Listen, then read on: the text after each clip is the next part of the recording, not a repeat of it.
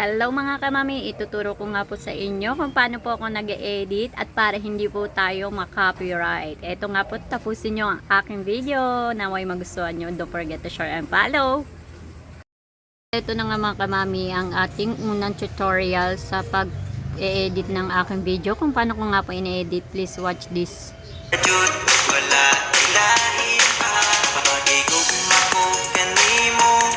So, iyon po, in-stop ko po mga kamami. Diba may sarili siyang audio? Saan nyo po nakuha yung audio na yan? Ang gagawin nyo po is, i-extract nyo po mga kamami. Hanapin nyo lang po yung extract dyan. Ayan mga kamami, bababa po yung extract ng audio dyan. So, itong audio na to, diba, ayan po yung original na kanta. Stop nyo po. Then, ang gawin nyo po is, effect. Pindutin nyo po yung effect. So, ayan, ang lumabas. So, kung gusto nyo po ganitong sounds,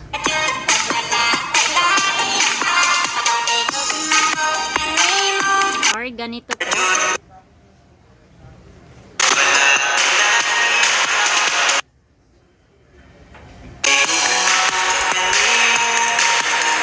so, iyon, may pinagbago po ang ating audio mga kamami. Ganun lang po ang ating pag-edit ng video. Mag-download po kayo ng CapCut mga kamami. Ayan po ang ating ginagamit pang edit ng video. So, kung paano nyo po hahatiin ang picture, ganito lang po mga kamami.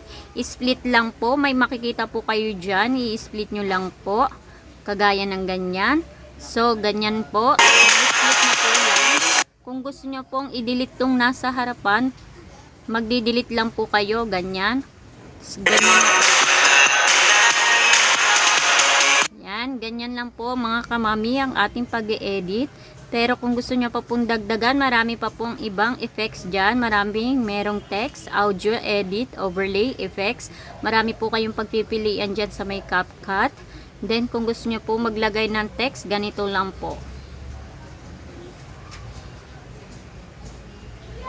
Ganyan mga kamami, in style. Kung gusto nyo gumanda at may line, ganyan po mga kamami. Ganyan po ang ating pag-e-edit po. Ayan, then ilalagay nyo na po dyan, then patupulin nyo na po.